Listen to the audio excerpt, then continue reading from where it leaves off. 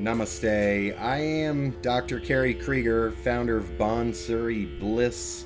Welcome to the July 14th, 2019 group lesson, free for all to attend. Thank you for being here. I received maybe 10 or 11 pretty good questions for the registration for this lesson. So my plan is to go through those, and when we get to the end of that, the last question was related to Gamak, and I have a lesson planned out to go over some Gamak. And I'm going to go ahead and start out and play a little bit of Bhoopali.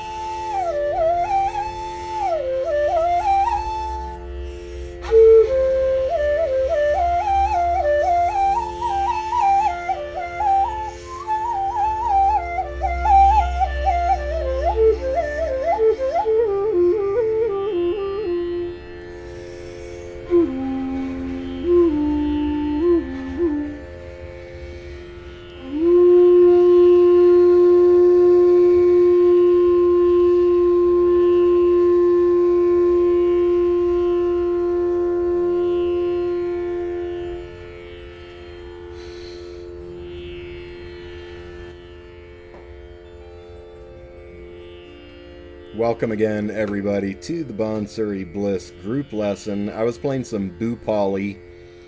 That was 100% improvised. Ragas are primarily improvised. So I'm going to be answering your questions about ragas and tala, which is rhythm, melody and rhythm. Okay, so again, if you have questions, send them in. Right now, what I'm going to do is start going through some of these questions that came in during the registration. Okay, so the first question or statement, we'll say, comes from Pakistan.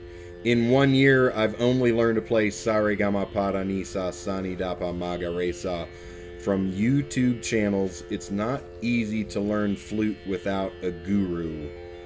So I'm going to give an agreement with that. The Guru-Shishya Parampara, the teacher-student tradition is thousands of years old. There was never a YouTube learning tradition. There wasn't even a Zoom video conference learning tradition. The traditional way to learn Indian music, and still the best way, is face-to-face. It could be through a computer face-to-face, but whatever it is, it's personal with a teacher, back and forth. Teacher plays, student plays. Teacher corrects the student. Student plays it again. Teacher gives comment. Back and forth, back and forth, back and forth. Whereas the modern, we'll say, last 10 years of learning, the entire thought of humans on this planet has changed to a one-way learning system in which person opens up a video, receives the instruction from the teacher. The teacher never knows anything about how well the student plays. The student hopes that they've picked it all up. It was free. That's good enough for them. More free knowledge coming in the ear, coming in the ear, coming in the ear, but nothing ever going out to the teacher. So the Guru-Shishya Parampara is still the best way to learn flute. Now, at least in this format, I can answer your questions in real time, and if you don't understand something, you can chat it in and respond. But the best way is I give private lessons, and I work with a student one-on-one, answer their questions, listen to them play, tell them to play it again, play it again, play it again until they get it right, correcting what they're not doing. Alright, so next up, Vadi. Alright, I believe this is coming from Ivan in Odessa. I would like to hear more about the role of Vadi, Samvadi, and Vivadi. Alright, I'm going to go ahead and chat those in, just so you can see how those are spelled in case you're not familiar with them. Vadi, Samvadi, and Vivadi. Alright, so Vadi is the emperor note. That means it's the most important note in the raga. Many ragas have a Vadi, maybe even all ragas, but in some ragas, the Vadi is exceptionally important, such as in Bhoopali. If I play Bhoopali, why don't all of you go ahead and chat in if you know what the Vadi is in Bhoopali. Go ahead and chat that in. What is the Vadi, the emperor note, the most important note in Bhoopali?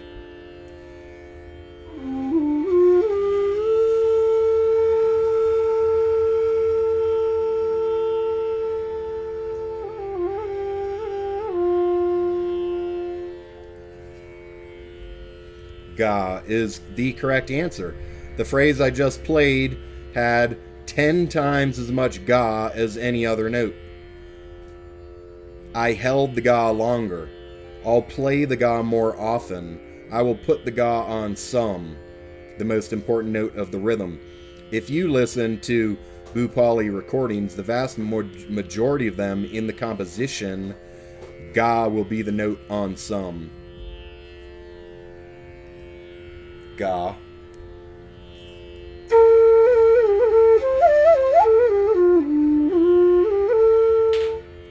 Okay, so ga is the most important note of Bhoopali. In Bhoopali, it's important to show a lot of ga. In certain ragas, you can show lots of different notes. By show them, I mean give more emphasis to them, spend more time on them. But certain ragas, you do have to abide by what is the Vadi or the Samvadi. Samvadi is the second most important note. In Yaman, there are two very important notes. And I'll say also for Purya, Purya Kalyan, Purya Dhanashri, all of which are related to Yaman and Kalyan. All of those ragas, Ni and Ga. You have to play lots of Ni and Ga. Now, for those ragas and other ragas, say like Marwa, Da, and Komal Ray, I don't necessarily even keep track of which is Vadi and which is Samvadi, because for those ragas, to me, both the notes are important. If I'm playing Yaman, I'm going to play a lot of Ni and Ga. If I'm playing Marwa, I'm going to play a lot of Komal Re and Da. Now, what that also means is that in some of those rags, there's a Vivadi. There are notes you purposely want to avoid. So not avoid completely, but you want to avoid emphasizing them. You're going to play them and you're going to move on. You're going to pass through it. You're going to hang out there for a second and then move on. You're not going to play a long 5-second Da, not a middle Da, in Bhoopali. In Bhoopali, Da is the Vivadi, which means the enemy note. So in Bhoopali, I can play Da,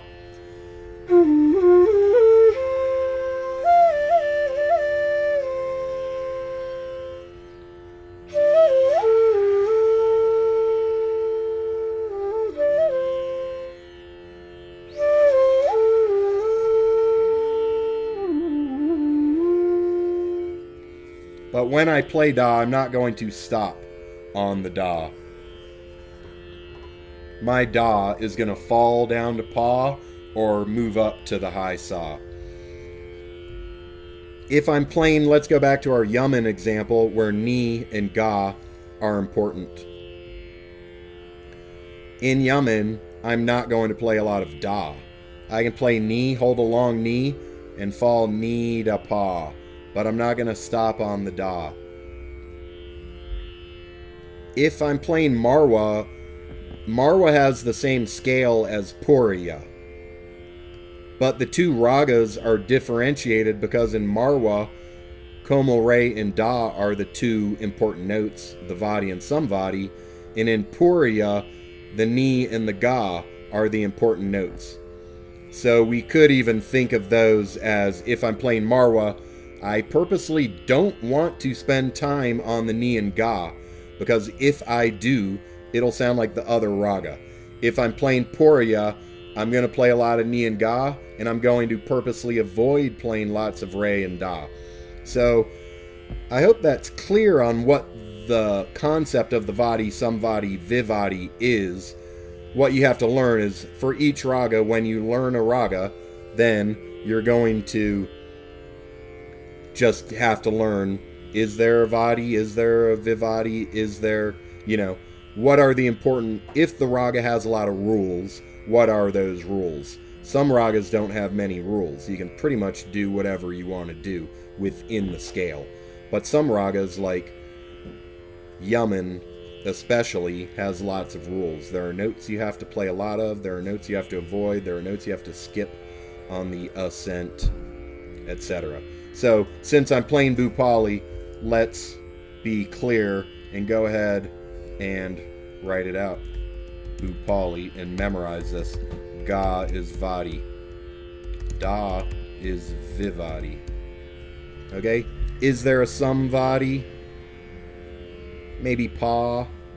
But to me, Pa is generally important. It's an important note in most ragas that use a Pa. So for Sa and Pa are pretty much always important. So to me, calling one of those Vadi or Samvadi doesn't really help me too much, because those two notes are important in most ragas. Why are Sa and Pa important in most ragas? One reason is that they're going in the background. So I have my tambura going in the background. I'm not sure if my tambura is coming through, but it's going in the background, and the two notes being played are Sa and Pa. So for beginners, that is a reason why. And then just from pure physics, Sa and Pa are important notes in all music worldwide. Alright, let's move on. Or before I move on, any questions about the concept of Vadi, Samvadi, Vivadi, go ahead and chat those in if you have any questions. And the next question has to do with pitch. How do you know for sure you are in pitch while going up and down the scale, even when matching the overtones of the tambura while using a digital tuner. Unless you have put some study into both the physics of sound and how tuning systems work in the Western world and in the Indian system, though it's not restricted to India, specifically just temperament, which is the tuning system that Indian music uses. And unless you understand the actual technology, meaning the app, I'm assuming you're using an app on your phone, because if you go to the settings in your app, I have some apps, and you look at the settings pages and they've got 100 choices. And if one of those is ticked wrong, then if you think that you're going to get your tuning bar showing up perfectly because you're playing Ga, and that actually is Ga, you're probably incorrect. Okay, so I suggest don't look at your tuner. It probably will not tell you what's correct in Indian music. If you're playing Western music, it might. It probably will. But Indian music, it probably won't. So, here's my suggestion then, without going too in depth in how tuning works and why Indian, you have to listen to it. Fortunately, in Indian music, the way the tuning system works is that the notes are placed in the position where they sound best to the ear. Western music, that's not the case. Western music, they're evenly divided, 1/12 of an octave, perfectly. If you go another 12th of the way up the octave, you'll hit the note for Western music. But those notes are not the best sounding places. They're just a way to make them all evenly distributed across the octave. We don't want to do that in Indian music. We want the best sounding note. So what you need to do is always practice with a tambura. And this goes along with one of my upcoming questions I got, which I get all the time, is how do I practice Indian music? How do you sit down? That's another thing, sit down, not in your chair like I'm at to type at my computer. When I'm taking my Riyaz, my dedicated practice, I'm on the floor, sitting down, cross-legged, on a pillow so that it's somewhat comfortable, and I have my tambura on, always. If I'm expecting to get a good practice in, I will have my tambura on. Why will I have my tambura on? One, because Indian music has a drone in the background, so it's just the way it is. But more importantly, your music's going to sound better. Your notes are going to have more feeling, because the feeling of the note comes from their relationship to the drone sound in the background. And of importance to this question is the tambura is enabling us to play in tune, because we're going to hear our notes and we're going to hear the tambura, and if things are out of tune, if we're listening very closely, we're going to hear this weird waves, dissonant waves that are in conflict with each other. And the closer we get to the note how it should sound, the more those waves will disappear. Okay, you have to listen very close. But regardless of whether we hear it, because it will take you a long time to play in tune, but you're subconsciously always hearing it in your mind. You're here today because you heard Indian music and you liked it. So I can assure you that everyone on this call right now has the ability to distinguish good music from bad music. And good music includes when you're playing in tune. So the more you play with a tambura, you'll start to hear things that sound better, and you will naturally move towards those better sounding things, such as playing in tune. The other thing you need to do is listen to a lot of recordings of Indian classical music, so that you just get used to hearing what does it sound like. And over time, between always practicing with the tambura and listening to a lot of Indian classical music, you'll just start to be able to feel if the note is in tune or not. To go back to the very first question, though, the Guru-Shishya Parampara, anything you do, if you don't have a guru who can tell you if you are doing something correctly or not, then you're always taking your chances, because maybe you don't hear, maybe you're playing it wrong and you don't hear it. So the last piece of advice my guru ever gave me the last time I saw him was about the pitch of my should ma. So I had been playing flute for 10 years at that time, or longer, 14 years or so, and I still needed a correction on my should ma. So having a guru will solve most of your problems. So let's sum that up. Always practice with your tambura on. Your tambura should be tuned precisely. Whatever note you get when you play 3 holes closed, you should tune your tambura there.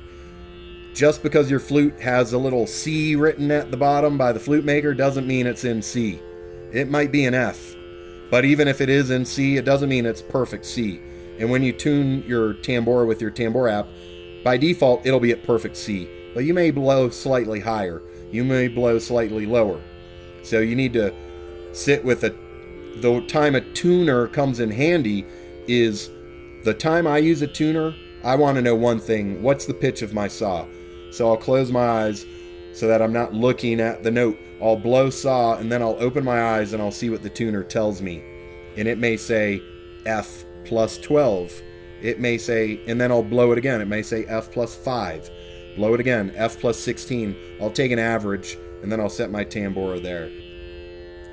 I'm going to move on. Practice. Okay, so I would like to know about daily practice for beginners. Alright, so the first thing that I'm going to do, because I have 3 YouTube videos about this, is chat you all links. So there's 3 different videos you can watch where I discuss how to practice Indian music. But let me go ahead, because every time I get asked this question, I think of, I try to think of, what am I actually doing, rather than me just coming up with a list of, here's some things you should do to practice. What am I doing? Because I practice every day. So what do I do when I practice? And here's the things that I do. Number 1, find a quiet room, ideally, not a place with distractions or people passing through. Sit down on the floor, cross-legged, put a pillow. Here's the pillow I use. It's a thin pillow, just enough to provide some cushion, and it lifts you up a little bit.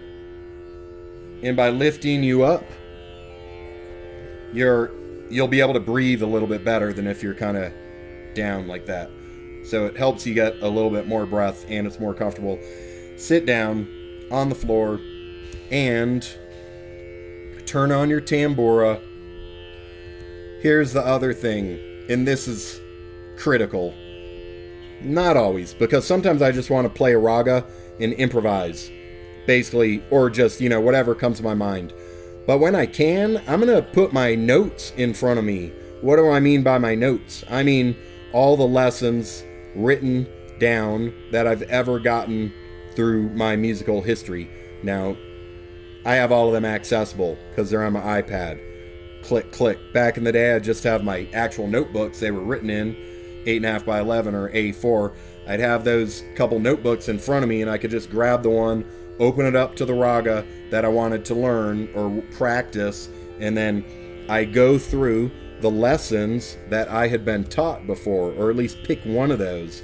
So the next step then is put your flute to your mouth and play. I call that flute to mouth time. It's not talking about music like we're doing right now. It's I have my flute to my mouth and I'm playing music.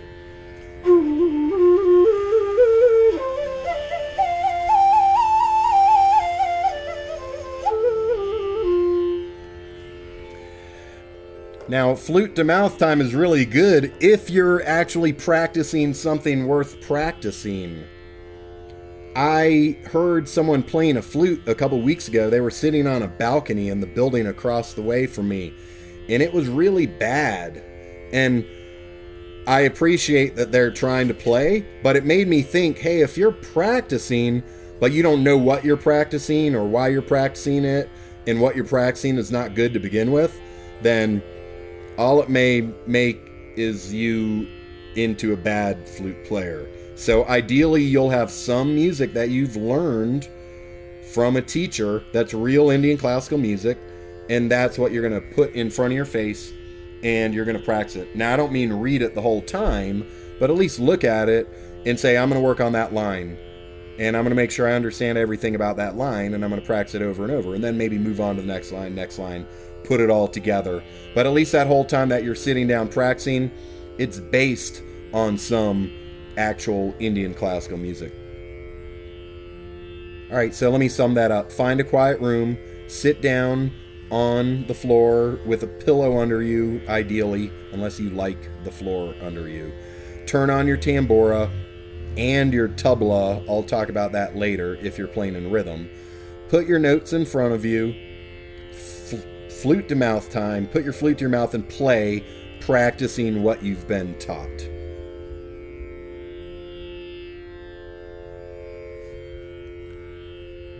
All right, there's a question coming in. I think it means what pitch tambura do I have going right now? What's the pitch of my flute? I'm at F plus 8 cents. Sa at F plus 8 cents.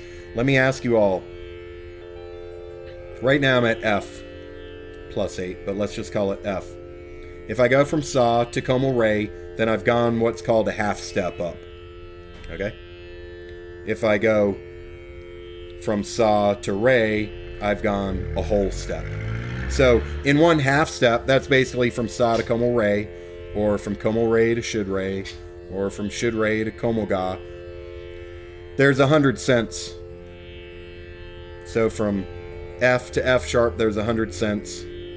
And if I'm precisely between them, I'm 50 cents above F. F plus 50. Or I'm at F sharp minus 50. Okay? So when I'm F plus 8, I'm essentially 8% of the way to F sharp. So it's just a more precise way to know what pitch we're at than just saying you're either at F or F sharp, because you may be in the middle. Practicing with tabla is the next question or request. Exercise to practice with accompaniment with electronic rhythm. All right, coming from Narinder in Delhi, I believe. All right, so how do we practice with tabla? Hopefully your application that does tambura also does tabla. I got a question the other day, why should one practice with tabla? And I also taught a student.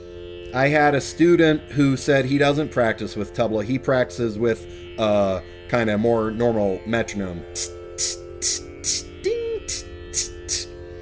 And he said, why should I practice with a tabla? Several reasons to practice with a tabla. You want to get used to the sound of the tabla so that you intuitively know where in the rhythm you are just by knowing the notes, the bowls of the tabla, because one day you'll want to play with a tabla player. Another reason is that the tabla machine is helping us with our rhythm. It's forcing us to play in rhythm, or it's forcing us to play in better rhythm than we would if we didn't have it. Because if we didn't have it, we would never know if we're not in rhythm. With the tabla machine, we know we're in rhythm because it's going to hit some, or I'll say the number one way is it's going to hit some, and if our note that should be on some is not hitting in some in sync with the tabla, then we know we're off. It's not the tabla that's off. So how do we practice with it? I've got iTabla Pro right now. It's set at F plus 8. And I've got 2 tamburas, a Surpeti, and a Swarmandal on in Bhoopali. Okay? The Bhoopali refers to the Swarmandal. The Swarmandal goes like this. Hopefully you can hear it. I'm going to turn it up a notch. Or 2. Okay. Now I'm going to go ahead and turn on my tabla. 186 beats per minute is fine for me, but for most beginners it's probably too fast. So I'm going to go ahead and slow it down. And I'll put it at 160 beats per minute. Okay? 160 BPM, beats per minute. So the question was, how do we practice with electronic rhythm? The first thing you need to know is, where is some? Put it into Teental, probably, because Teental is the most important rhythm. Da din din da, da din din da, da tin tin ta ta din din da, da din din da, da din din da, da tin tin ta ta din din da. So memorize that, and then listen to your tabla machine so that you can recognize it. If you need to, you can look at the numbers. 1, Kali. You hopefully won't need to look at the numbers after a while, but to start with, if you need to look at the number to know where some is and then count to 16, then you do that. And then you need a piece of music to play that fits into 16 beats. Play it over and over, make sure that your sum is where it should be. So here's what I'm going to play that I've probably taught many times in the past. Important line.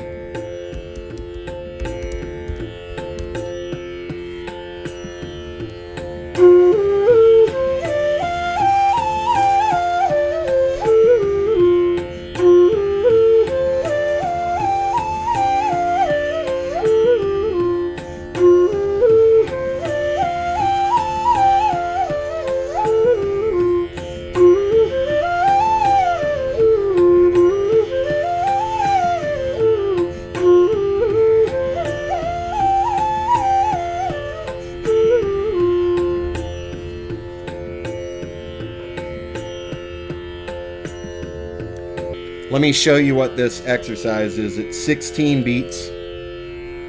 It's basically just the scale up, the arohi, and the scale down. We're in Bhoopali.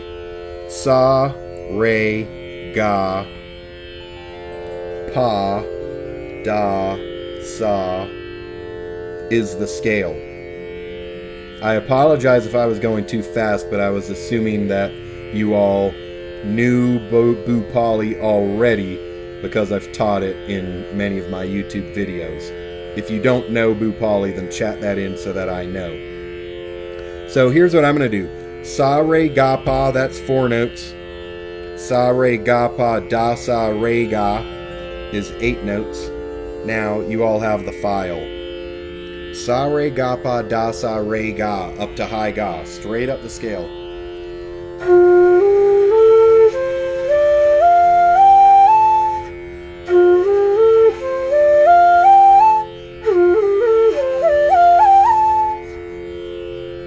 That's the highest note. And then I'm going to come down.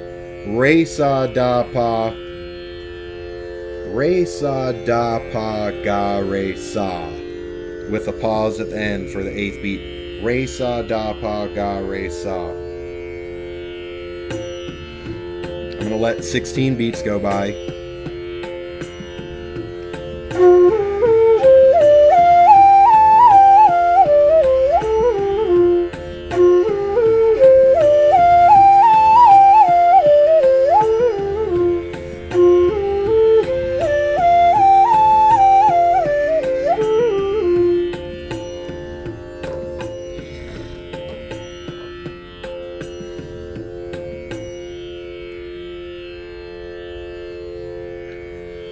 Alright, so that was all in reference to the question, how do you practice with the tabla accompaniment?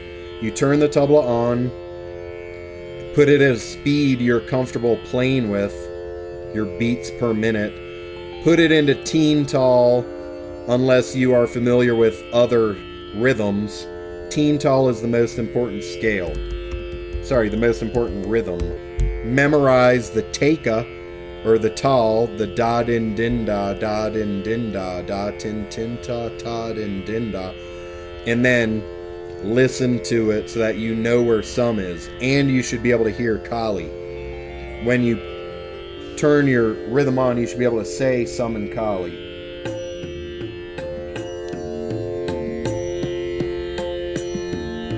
Some, Kali. Some, Kali. 1, 2, 3, 4. 1, 2, 3, 4. 1, 2, 3, 4. 1, 2, 3, 4. Okay, so rhythm is a endless subject. So that's just a brief introduction. The key is turn your tabla machine on and start practicing with it. All right, next question is about reading music. How to read books on Bansuri and practice. I don't understand the symbols. Alright, so for this, since I'm not able to share my screen right now to show you music and talk about it, here's this YouTube video again from one of my recent lessons that I did, where I talk about how to read Indian classical music. Is it important to read Indian classical music? It's as important for an Indian musician as it is for you to be able to speak your native tongue. You would have a very difficult time getting by if you could not read and write in Hindi or English or whatever your native tongue is. Likewise, in Indian music, you can play Indian music and never read or write it, but given that you can learn most of what it takes to read and write Indian music in about 10 minutes, then it will assist you dramatically. So if you cannot read the file that I just sent you, then you definitely want to watch that video or contact me for a private lesson and we can discuss reading and writing music.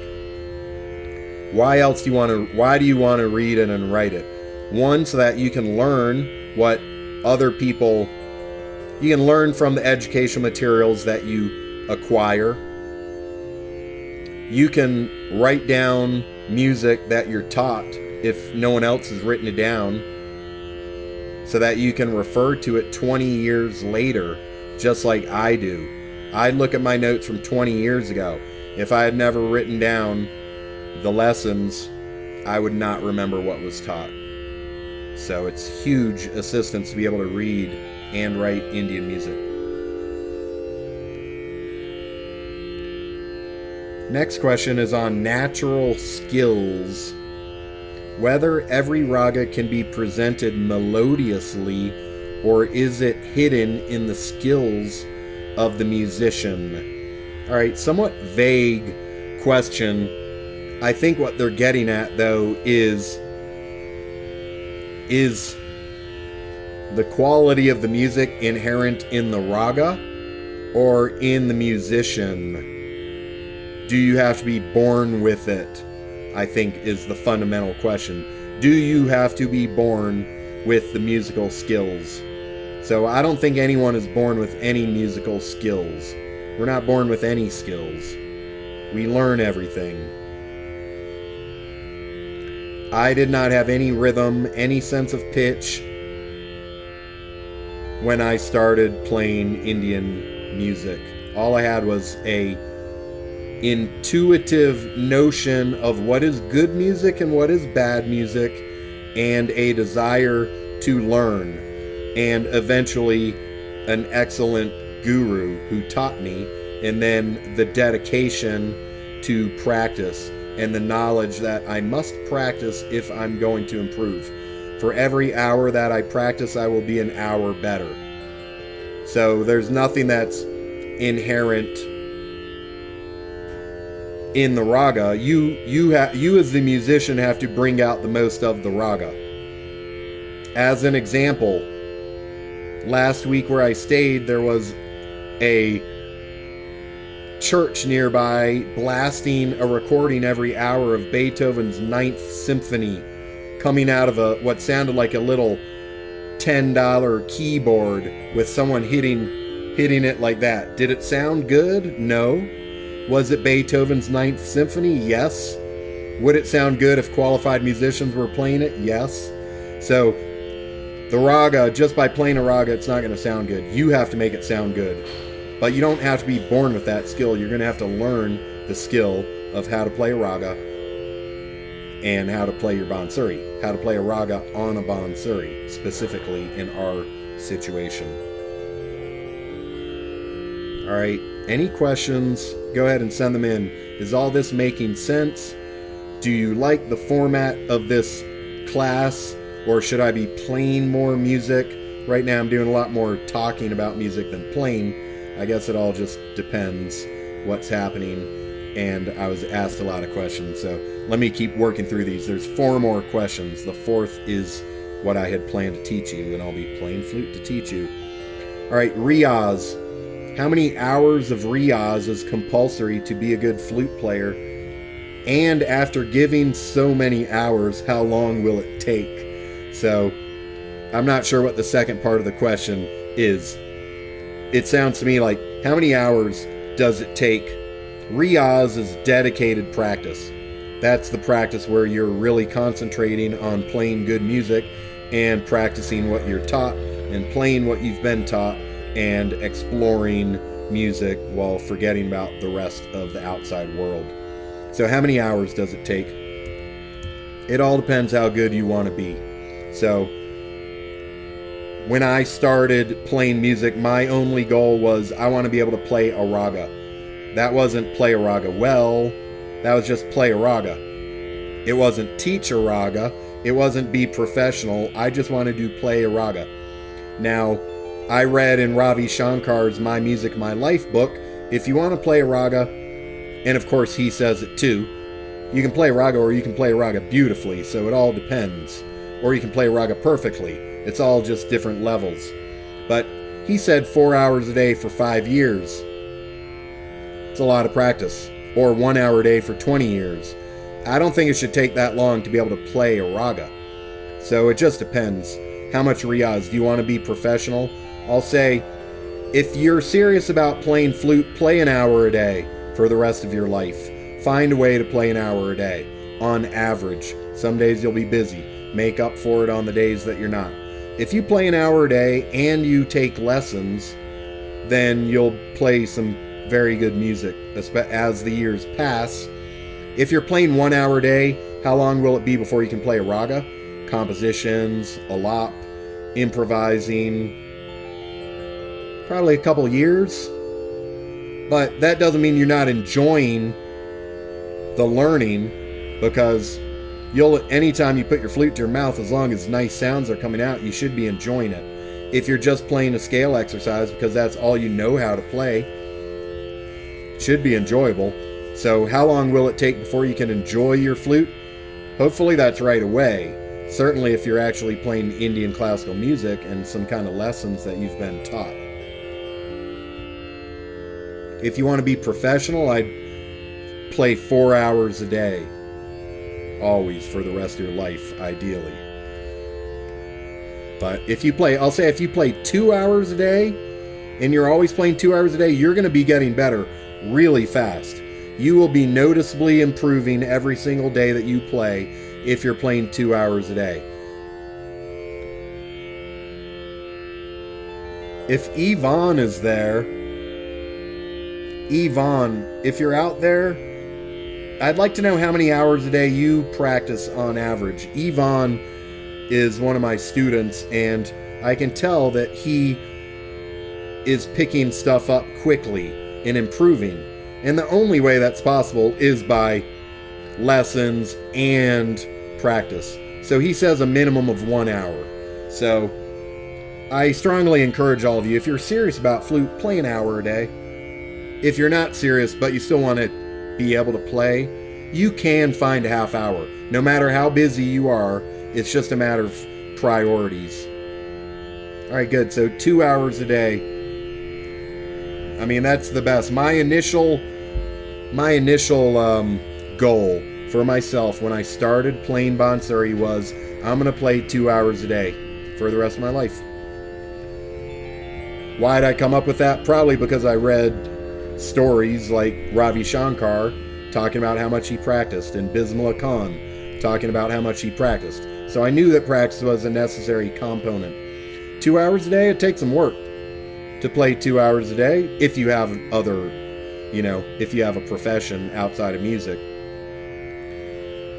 If to play 4 hours in a day, even if I have the day completely free, 4 hours a day, I mean, it's physically difficult, it's mentally difficult, So it takes dedication. The more dedicated you are, the better you're going to be. All right, let's move on. How to hold the bamboo flute. Is there a particular angle to hold different lengths of bansuris? I don't seem to get a clear sound always. It varies many times when I play. So I don't think my angle ever changes. I sit up straight, try not to have my head down.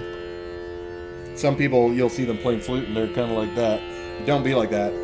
You don't have to be like completely rigid or anything, but essentially be sitting straight up. Hold your head up. And what's my angle? My angle is a little bit down and a little bit out.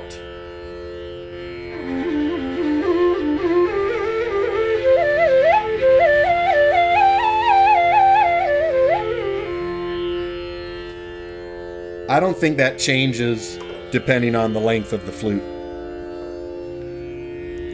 As far as I don't seem to get a clear sound always, it varies. Anything that varies just means that you're not practicing enough. Because if you practice it over and over and over, then it becomes consistent. So I think that just means put in more practice. And also, I have a video how to hold a bamboo flute. I don't think I talk about the angle of the flute. I'm more talking about how you're putting your fingers, but I haven't watched a video in a long time, so maybe I talk about posture and things like that as well. High notes. I have difficulty playing higher ga and ma. How should I tackle this? Alright, so I have already tackled this in my video, how to play the high notes, that I just shared a link for.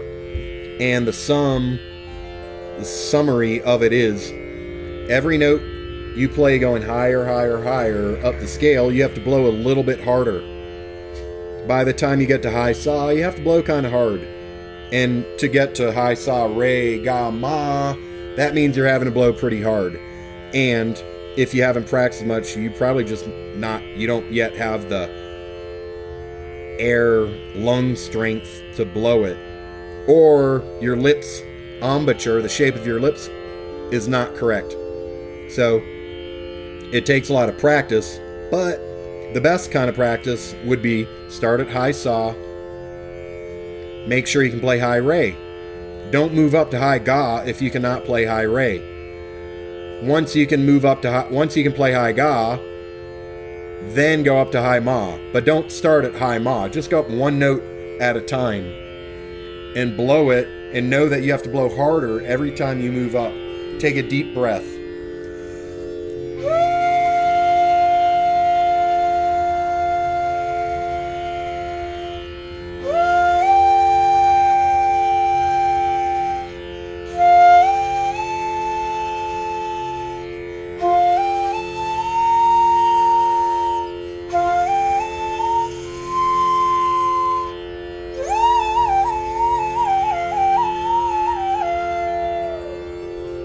And of course, as with anything you're having trouble with, spend a lot of time practicing it. Don't just play sa, re, ga, ma and then move on to something else. Play your high notes for 5 or 10 minutes. And now, our final question. How to improve Gamak in various ragas. Alright, if you can play Gamak in any raga, you can probably play Gamak in any other raga because the concept is going to be the same. Gamak is a type of ornament. Now, I was going to share my screen and show you some written notes on how to play Gamak that I have written out, but my screen share is not working well right now, so I'm just going to play the exercise. Gamak is an ornament. An ornament is a note or a series of notes added on to the main note of interest. It's a way to make our main note sound a little bit more interesting. I could play sa, or I could play re sa. I could play re sa da sa. I could play sa da re sa da sa. Pasada re sa da sa. Pasada, sada, re, sada, sa. That was pasada sada resa resa da sa. Okay? Now, they got more complex as I went on. They got more complex because I was putting more notes onto the main note. The simplest ornament is one note added onto the main note, and that's going to be called a Gamak. So let's do, just because it's written in the PDF that I'm going to share with you, I call it a simple Gamaks exercise with rhythm. And we're going to start with low paw. We're going to put it into rhythm, so we're going to play in eights, okay? Instead of going paw, paw, paw, paw, paw, paw, paw, the end is a pause, the 8th beat is a pause. 1, 2, 3, 4, 1, 2, 3. There's a pause, that's the 4th beat. Paw, paw, paw, paw, paw, paw, paw. Okay? I could just go with my tongue, but that's not what I'm going to do. We're going to put a Gamak on every note, so that's going to be da pa da pa da pa da pa da pa da pa da pa. This is da, this is pa for low pa. All holes closed. Da pa da pa da pa da pa da pa. That's like 5% da and 95% pa. The da is an ornament. It's just a little bit.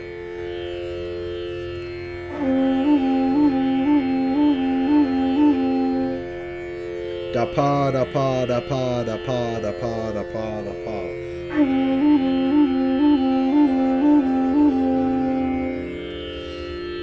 So you're going to practice that over and over until it sounds good. You're not going to move on. This is actually an Allen car. We're going to take a phrase, pa pa pa pa pa pa pa. We're going to move it up a level and repeat it at a higher level of the scale. So what's next up the scale? Da da da da da da da. But with Gamak, sada sada sada sada sada sada sada sada sada sada sada sada sada sada.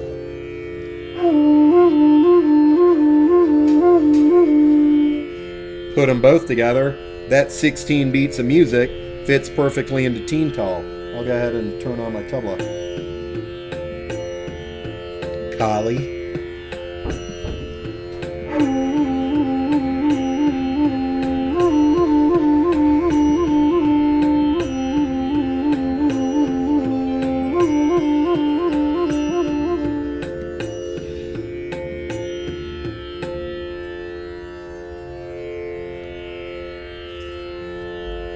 Let me go ahead and then play the next one. We're going to move it up a level. So now we're at sa, sa, sa, sa, sa, sa, sa, which I'm going to play one continuous breath. I'm going to exhale continuously. And I'm going to play re, sa, re, sa, re, sa, re, sa, re, sa, re, sa, re, sa. Look, it's an easy finger motion. I'm just lifting the finger. But the note is sa. When I'm playing these, I'm not thinking in my head, re, sa, re, sa, re, sa, re, sa, re, sa, re, sa, re, sa. I'm just thinking sa, sa, sa, sa, sa, sa, sa.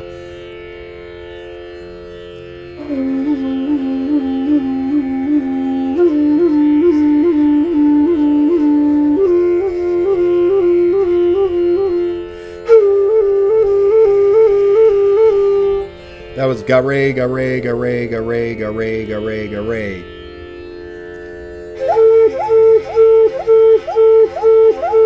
Alright, pa ga. Now, middle paw, I usually have this finger open for middle paw. But on an ornament, pa ga, since the paw is just super fast, I can just play it like this. Just leave this finger down. Pa ga, pa ga, pa ga, pa ga, pa ga, pa ga, pa ga.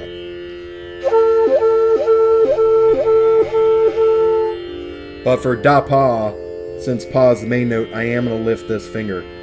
Da pa, da pa, da pa, da pa, da pa, da pa, da pa.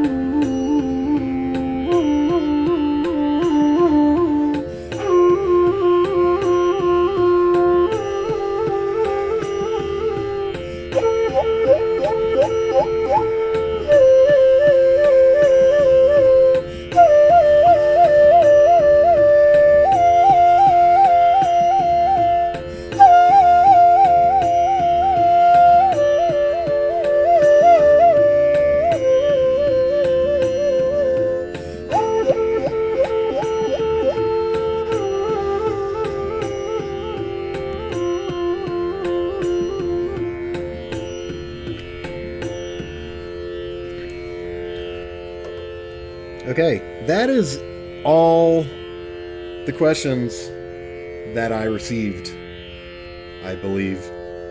If you have a final question, ask me right now. So, let's see. We've got about 9 of you on the line, of which I believe 2 of you are Bansuri Bliss members, which means that 7 of you are not Bansuri Bliss members. So, I would love for each of you who's not a Bansuri Bliss member to email me, and maybe we can set up a time for a brief call/lesson. I can teach you a little bit of music, and you can tell me why you're not a Bansuri Bliss member, or what needs to happen for you to become one. And because I'm curious why you're not, because you're interested in Bansuri. So that could be any number of things. So my goal is to get all of you to become Bansuri Bliss members, because I want you to be better Bansuri players.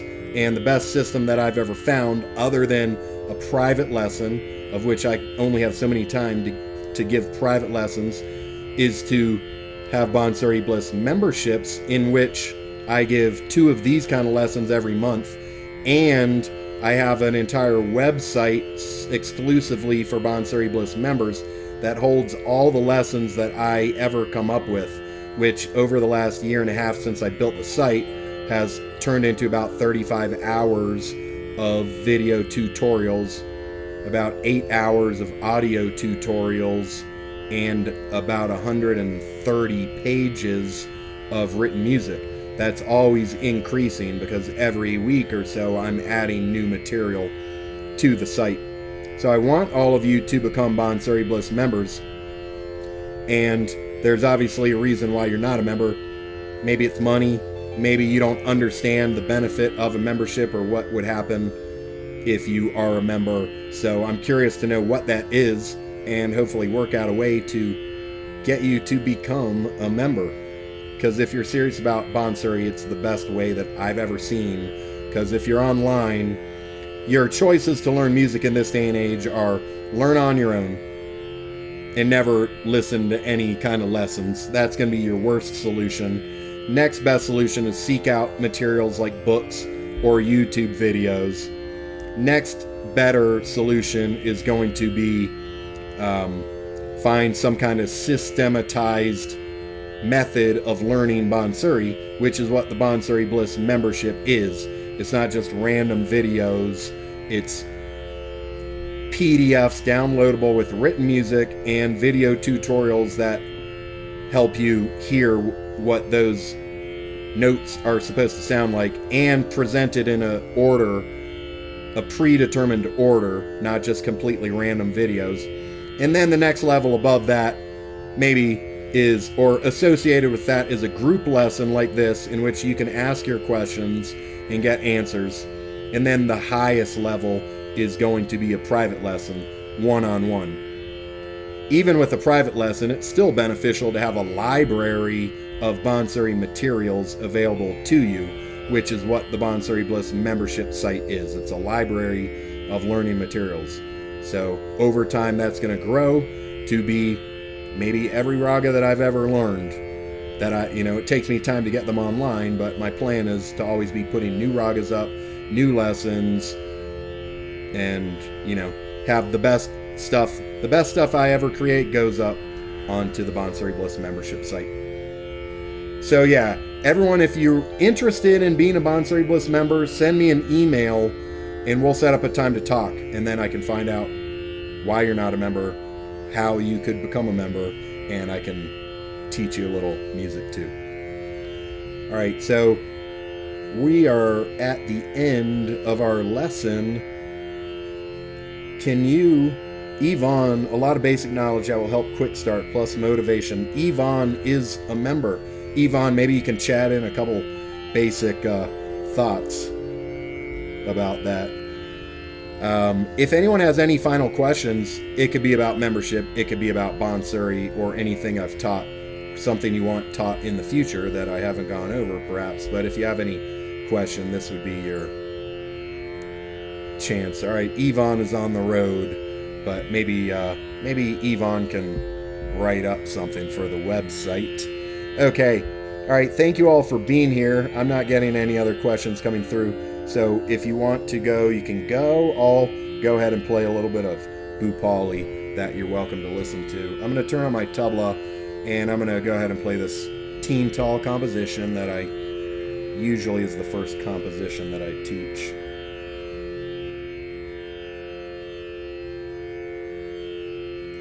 Speed it up a little bit because I usually play it faster than the tempo I was at 184.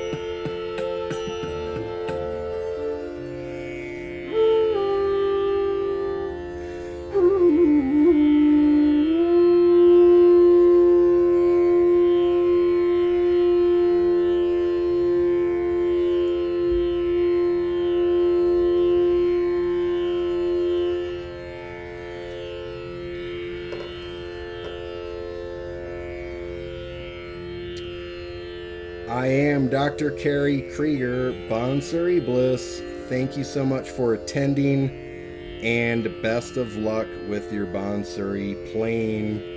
Remember, take lessons, practice what you're taught. Namaste. Enjoy your day or night. Bye.